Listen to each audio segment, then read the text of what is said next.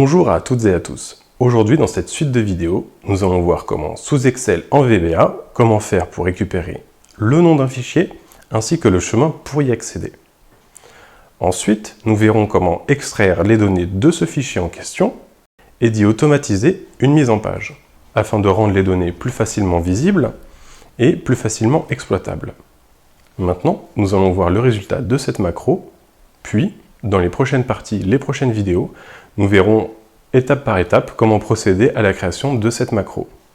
Maintenant, passons à la pratique.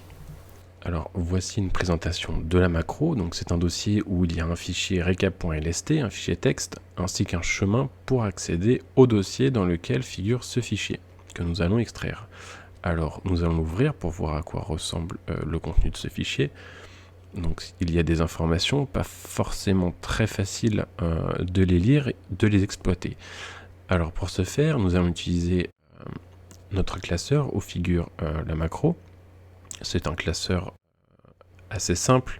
À A1, A2, A3, nous aurons les informations, le tableau pour la mise en page et un onglet base où il y aura le contenu du fichier .lst et un petit bouton pour lancer la macro. Alors on va essayer de la lancer tout de suite. Donc on recherche le dossier où il y a le recap.lst, où il y a les informations que nous souhaitons mettre en page, et voici le résultat. En cellule A1, A2, A3, on a bien le nom de fichier, le chemin pour accéder au fichier, ainsi qu'un tableau où il y a une mise en page des informations que nous avons extraites.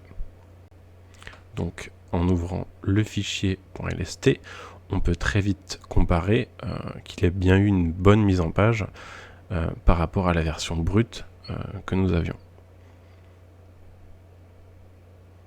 Et dans le fichier, dans l'onglet base, nous avons les informations que nous avons extraites, version brute, sans mise en page. Donc voici à quoi ressemble notre macro que nous allons, au fur et à mesure des épisodes suivants, apprendre à développer. J'espère que cette vidéo vous aura plu et à une prochaine.